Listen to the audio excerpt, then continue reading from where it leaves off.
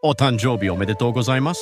Isto é japonês para parabéns. O Observador faz 12 anos e, em vez de bolo, oferecemos uma visita ao Japão com a Pinto Lopes Viagens.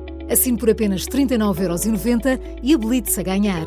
12 anos a escrutinar o poder, 12 mil quilómetros para celebrar. Assine hoje em observador.pt. Arigatou. As notícias.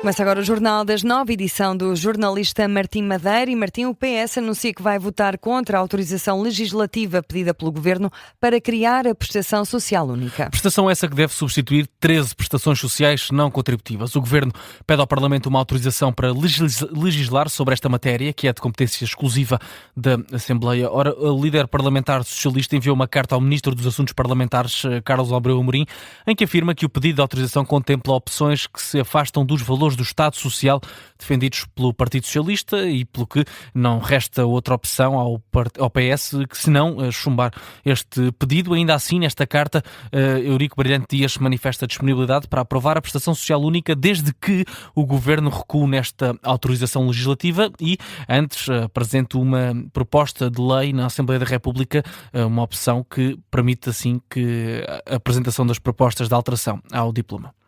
E o Chega também já anunciou que vai votar contra. O mesmo desfecho deve ter o diploma das alterações ao Código do Trabalho. Algo que já tinha sido avançado por André Ventura no dia de ontem. Já tinha dito que, em princípio, o Chega ia votar contra a Prestação Social Única e também contra a lei laboral, a reforma laboral. André Ventura insiste em duas condições para dar luz verde para votar a favor destas propostas. Nelas estão a baixar a idade da reforma e fixar um valor mínimo das pensões a pagar. Tudo isso agora está do lado do Governo. Se o Governo decidir voltar atrás e fazer o caminho que achamos que deve ser feito, obviamente, como sempre dissemos, o caminho está aqui e há caminho para ser feito. Até agora o Governo não tem dado mostras dessa tolerância, tem dado mostras de intolerância, tem dado mostras de querer a todo o custo levar isto à votação, estando isto mal feito e prejudicando isto quem trabalha.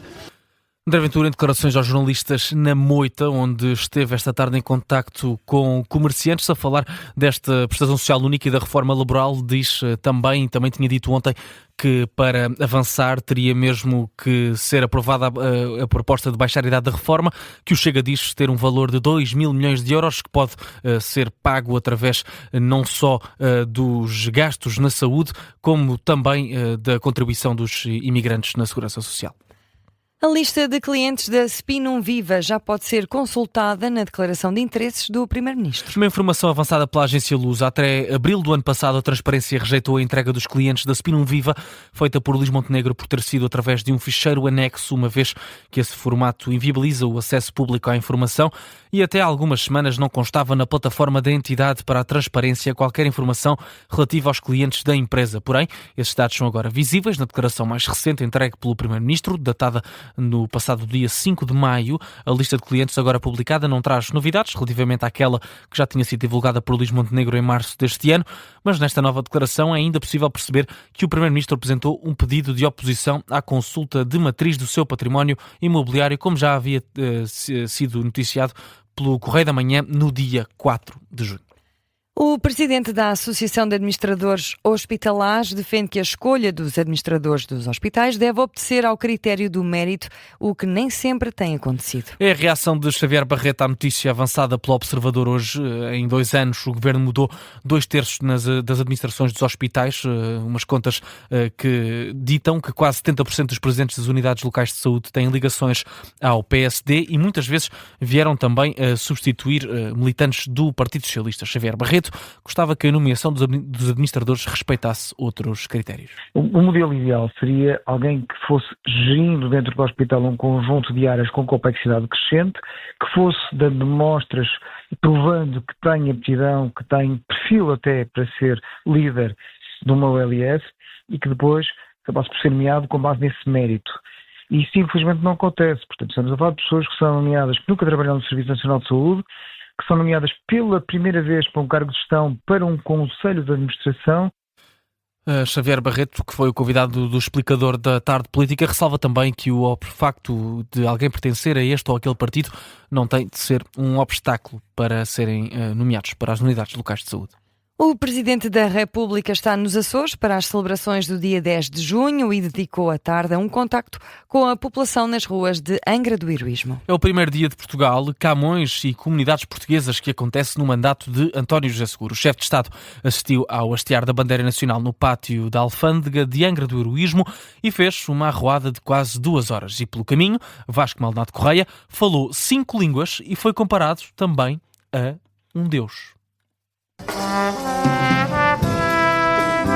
No dia em que completa 3 meses em Belém, António José Seguro usou as ruas de Angra do Heroísmo para fazer prova de vida e popularidade e logo encontrou uma ajuda divina. Você é uma pessoa, entre aspas, como Deus, dos homens, do povo, um pé descalço.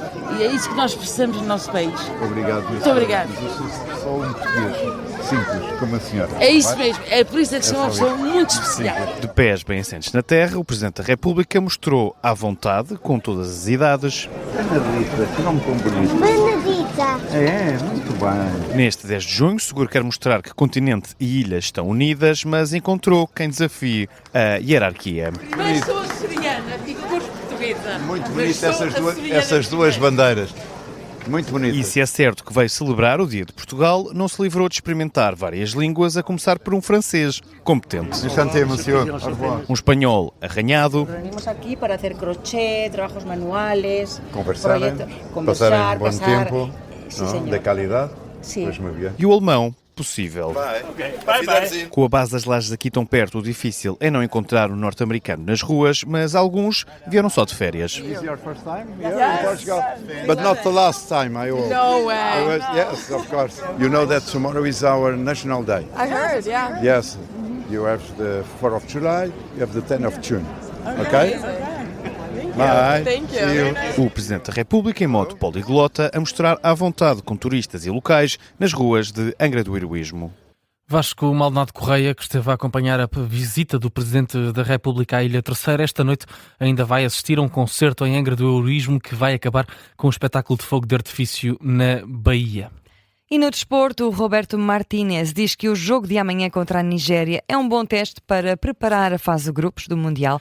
O selecionador nacional adianta que dará, tal como no último jogo de preparação, minutos a todos os jogadores. Foi a última conferência de imprensa no estágio da seleção na cidade do futebol em Oeiras. Roberto Martínez ressalva que este particular contra a Nigéria não é ensaio geral para o jogo contra a República Democrática do Congo, o primeiro adversário de Portugal na prova.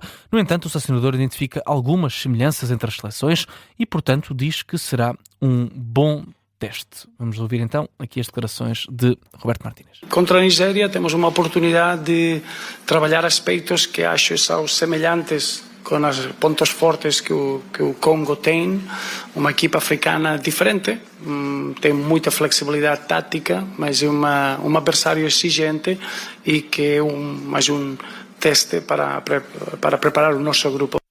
Questionado ainda sobre se o 11 titular será o mais próximo possível do que tenciona apresentar nos Jogos do Campeonato do Mundo, Roberto Martínez diz que, independentemente dos jogadores em campo, espera sempre a mesma intensidade e ideia de jogo. Portanto, revela que amanhã o único que vai estar em campo, os 90 minutos, é Diogo Costa. Os restantes vão ser para rodar. Não é o 11 inicial, não é o 11 que termina amanhã.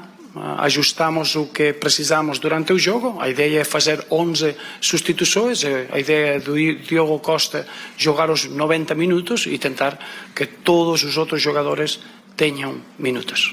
Declarações de Roberto Martínez na antevisão do particular contra a Nigéria, que é jogado amanhã às 8h45 em Leiria, e é um jogo que vai contar com relato e análise aqui na Rádio Observador. E agora, com 9 minutos para lá das 9, vamos ao habitual espaço de informação local.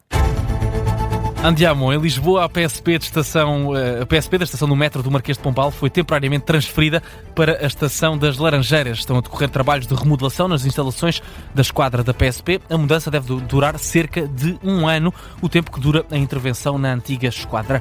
O Metro do Porto confirmou hoje que vai reforçar a linha azul para o Festival Primavera Sound, que decorre na zona do Queimódromo nas noites de quinta, sexta e sábado. O horário vai até às 2h30 nos 2 sentidos do trajeto Senhor de Matosinhos-Trindade. No domingo o metro funciona até à 1 da manhã. A Câmara de Sesimbra vai disponibilizar um vai-vem gratuito entre a rotunda da Moagem de Sampaio e o terminal rodoviário de Sesimbra.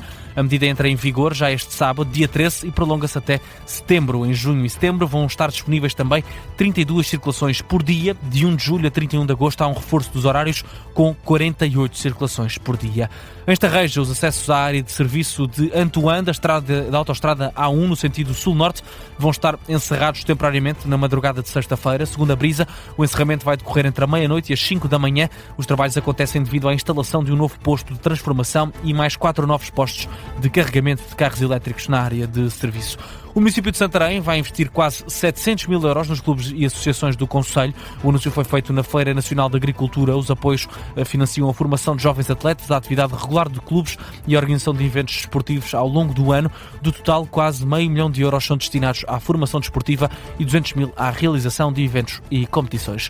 A Leiria, a Comunidade Intermunicipal da região e a Aricop assinaram um protocolo de cooperação para apoiar a execução do plano para a habitação acessível. A parceria visa envolver empresas do setor de construção que prevêem a criação de 300 a 500 fogos de habitação acessível nos 10 municípios de Leiria. O protocolo é válido por 5 anos com renovação automática.